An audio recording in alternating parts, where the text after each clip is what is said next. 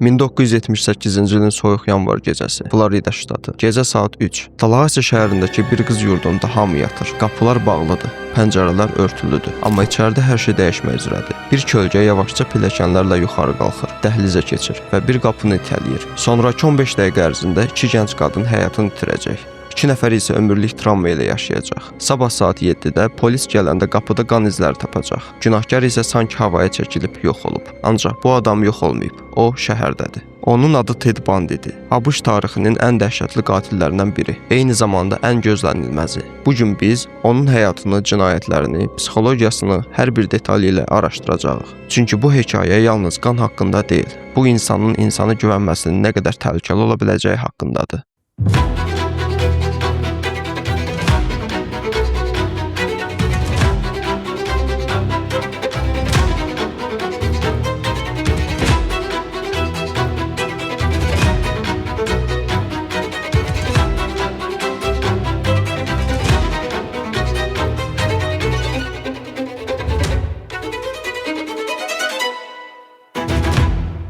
Kanalımıza yeni gəlmisinizsə abunə düyməsini sıxın. Çünki bu kanalda Azərbaycanın heç bir yerində bu qədər detallı danışılmayan cinayət hadisələrini izah edirik. 24 noyabr 1946-cı il, Vermont ştatı, Burlington şəhəri. Theodore Robert Coyle adlı bir uşaq dünyaya gəldi. Anası Eleanor Louise Coyle nikahsız ana olmuşdu.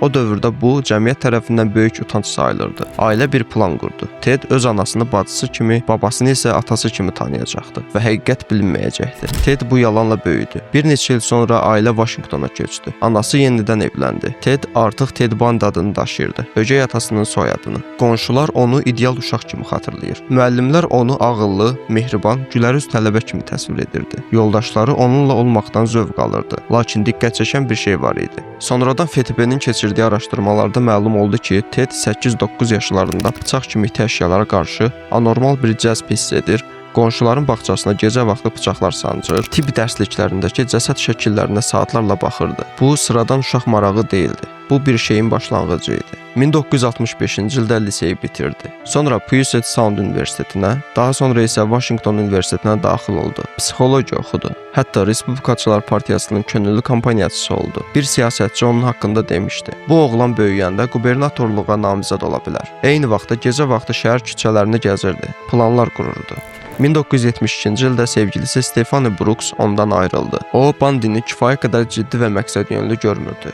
Bu ayrılıq Bundy'ni sarsıtdı. Psixoloqlar sonradan bu anı onun içindəki qaranlığın səthə çıxmasına bir təkan kimi qiymətləndirdilər. 1974-cü ildə isə o, Brooksu yenidən tapdı. Bu dəfə uğurlu vəkillik karyerasına başlamış, özünə inamlı bir kişi kimi görünürdü. Qadın onunla yenidən münasibət qurdu. Bundy isə onu bir müddət istifadə etdi. Sonra isə tərk etdi. İndi bərabər olduq dedi. Bu, onun manipulyasiya qabiliyyətinin ilk açıq nümunəsi idi.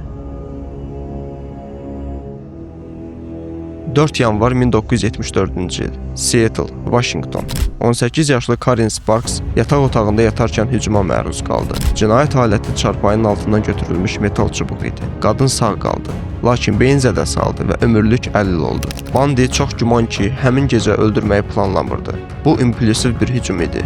Lakin o öldürməyi bacarmadığı üçün pis olmurdu. Üzülürdü, çünki o hissi dadmışdı. Bundan sonra dayana bilməyəcəkdi. 1 fevral 1974-cü il, Linda Ann Healy, 21 yaşlı Washington Universitet tələbəsi, yataq otağından yox oldu. Yastığı qan içində idi. Paltarları düzgün asılmışdı. Sanki o özü getmişdi. Cəsədi aylar sonra Taylor dağında tapıldı. Başı bədənindən ayrılmış vəziyyətdə. Fevraldan avqusta qədər Washington ştatında daha 7 qadın itkin düşdü. Donna Manson, Susan Rancourt, Roberta Parks, Brenda Ball, Georgian Hawkins.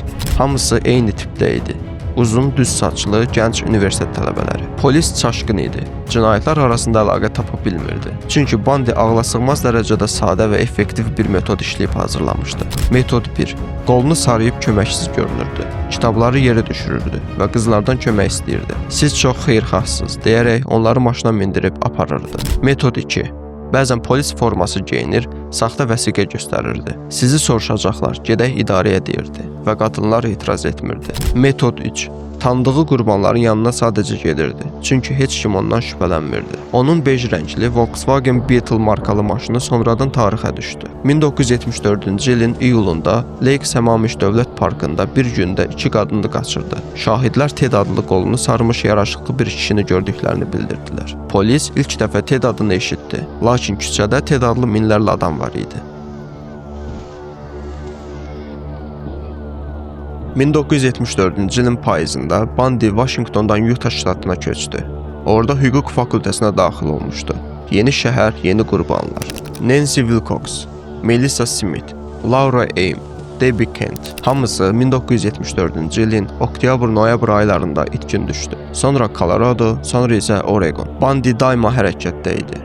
Polis ştatlararası əlaqə yaratmaqda çətinlik çəkirdi. O dövrdə FTB-nin mərkəzləşdirilmiş cinayətkarlıq bazası hələ inkişaf mərhələsində idi. Bu boşluqdan Bundy ustalıqla istifadə edirdi. Lakin 16 avqust 1975-ci ildə tarix dəyişdi. Utah ştatında gecə vaxtı maşın yoxlaması zamanı bir şerif Bundy'nin Volkswagenini dayandırdı. Maşında şübhəli əşyalar tapıldı. Bıçaq, qandallar, ip, maska, buz sındıran alət. Bundy özünü müdafiə edərək bunlar sadəcə ev alətləridir dedi. Lakin şerif ona inanmadı. Cinayətdən sağ qurtulmağı bacarmış Carol Daronch onun üzünü tanıdı. O Bundy'nin saxta polis kimi qaçırmağa cəhd etdiyi qurbanı idi. 1976-cı ildə Bundy adam qaçırma cinayətinə görə 1 ildən 15 ilə qədər həbs cəzasına məhkum edildi. Lakin bu hekayənin yalnız başlanğıcı idi. Colorado, 1977-ci il. Bundy Karen Campbell'in qətlinə görə ittiham olunaraq Aspen şəhərinə məhkəmə prosesi üçün gətirildi. Məhkəmədə özünü müdafiə etmək istədiyini bildirdi. Bu səbəbdən hüquq kitabxanasına giriş icazəsi aldı. 7 iyun 1977-ci il. Kitabxana otağında yalnız qaldı. İkinci mərtəbənin pəncərəsini açdı. Aşağı baxdı. Təxminən 6 metr məsafə var idi. Atladı. Ayaq biləyi üstə düşsə də qaçmağa başladı. 6 gün dağlarda yaşadı. Aspen sakinlərinin evlərindən yemək oğurladı. Soyuqdan əziyyət çəkdi. 8-ci gün sərxoş halda maşın sürdüyü üçün polis onu yenidən tutdu. Yenidən həbsə qaytarıldı və daha sərt mühafizə altına alındı. Lakin Bundy artıq tavanı araşdırmağa başlamışdı. 30 dekabr 1977-ci il. Qaldığı kameranın tavanında kiçik bir dəlik açmışdı. Oradan keçə bilsin deyə müəyyən bir müddətə çəkisini 15 kiloqram azaltmışdı. Gecə yarısı mühafizəçilər çay içməyə getdi. Bundy tavanın içinə girdi. Mühafizəçinin otağına keçdi və oradan mülki paltarları oğurladı. Öz kamerasındakı çarpayıya isə paltarları elə düzdü ki, sanki orada kimsə yatırmış kimi göründü. Binadan çıxaraq taksi tutdu. Daha sonra avtobusa mindi. Günorta saat 15:00-a qədər heç kim onun yox olduğunu fərq etmədi. Bu dəfə o Floridaya getdi. Yeni ad götürdü. Ev kirayələdi. Hamıya mehriban qonşu kimi göründü və gözlədi.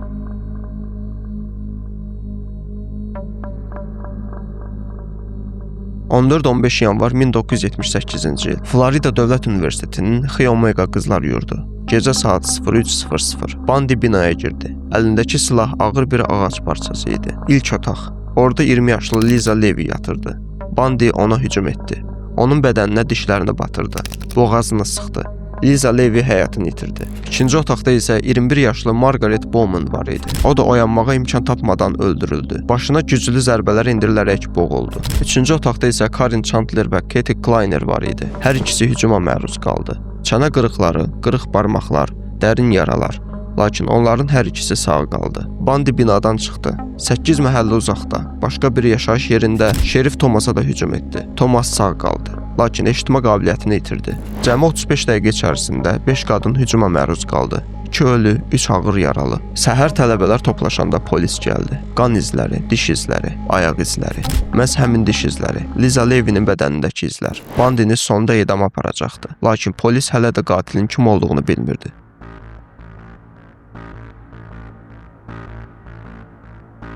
9 fevral 1978-ci il. Florida, Lake City. Kimberly Diane Leach 12 yaşında idi. Orta məktəbdə oxuyurdu. Həmin gün sinif otağından unutduğu çantasını götürmək üçün çıxmışdı. Bir daha geri dönmədi. Cəsədi 2 ay sonra, aprel ayında bir ferma tikilisində tapıldı. Bundy bu qətli etiraf etdi. Öz sözlərinə görə onu ən çox sarsıdan məhz bu qətl olmuşdu. Lakin onun bu etirafı yalnız edam tarixindən bir qədər əvvəl gəldi. Güman ki, cəzasını yüngülləşdirə biləcəyi ümidi ilə bunu demişdi. Kimberly Leach Bundy'nin rəsmi qeydləri keçən ən gənc qurbanı idi. 15 fevral 1978-ci il.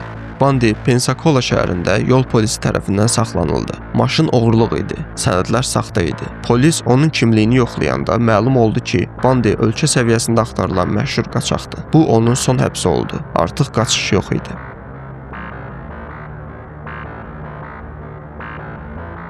1979-cu il, Florida. Xi Omega qətlləri üzrə məhkəmə prosesi başladı. Bu, ABŞ tarixində televiziya vasitəsilə canlı yayımlanan ilk böyük cinayət məhkəməsi idi. Milyonlarla insan ekrana kilitləndi. Bandi peşəkar vəkillərdən imtina edərək özünü müdafiə etməyi seçdi. Zalda gülümsüyürdü, hakimə meydan oxuyurdu, şahidlərə suallar verirdi. Sanki bu bir oyun idi. Məhkəmə zalının kənarında isə qəribə bir mənzərə var idi. Gənc qadınlardan ibarət izdiham zalı doldururdu. Bandiyə evlilik məktubları göndərənlər, hətta onu qorumaq lazım olduğunu deyənlər var idi. Bu fenomen sonradan psixologiyaya hibrostofiliya adı ilə daxil oldu. Bu, ağır cinayət törətmiş şəxslərə qarşı duyulan romantik cəzb idi. Məhkəmədə qəti sübut isə diş izlərindən gəldi. Liza Levinin bədənindəki dişləmə izləri Bandinin diş quruluşu ilə tam uyğunlaşdı. Bandi məhkum edildi. Xi Omega qətllərinə görə ölüm hökmü, Kimberly Lynch qətlinə görə ölüm hökmü və Daronç qaçırılmasına görə əvvəlki cəzalar. Məhkəmənin sonunda hakim Edward Covard ona belə dedi: "Siz ağıllı bir insansınız. Hüquqşünas kimi böyük bir potensialınız var idi. Amma sizi bu vəziyyətdə gördüyüm üçün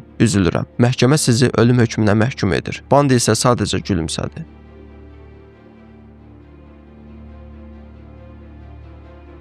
Edam tarixi yaxınlaşdıqca Bandi danışmağa başladı. FTB agenti William Hugmyers onunla saatlarla müsahibə apardı. Bandi özü buna razılıq vermişdi. Çünki diqqət mərkəzində olmağı və ona qulaq asılmasını istəyirdi. Bu müsahibələrdə o 30-dan çox qətli etiraf etdi. Bəzi araşdırmaçılar əsl rəqəmin 100-ü keçdiyini düşünür. Çünki Bandi bəzi ştatlardakı cinayətləri tam saymaqdan boyun qaçırdı. 23 yanvar 1989-cu il. Edam tarixindən bir gün əvvəl Bandi Hugmyers ilə son müsahibəsini etdi. "Mən birdən-birə insan öldürən birinə çevrilmədim", dedi. Bu bir proses idi, uzun bir proses. Edam günü, 24 yanvar 1989-cu il, saat 07:16, Florida Dövlət Həbsxanası, Stark şəhəri. Bandi elektrik kürsüsünə oturuldu. Mühafizəçilər maskasını bağladı və cərəyan verildi. Ted Bandi 42 yaşında həyata vida etdi. Həbsxananın xaricindəki meydanda isə yüzlərlə insan toplaşmışdı. Əllərindəki lövhələrdə "Yan şeytan, yan" yazılmışdı. Camaat alqışlayır, atəşfəşanlıq edirdi. Onun cəsədi vəsiyyətinə uyğun olaraq yandırıldı. Külləri isə Washington ştatının dağlarına, ilk qurbanlarını gizlətdiyi yerlərə səpildi.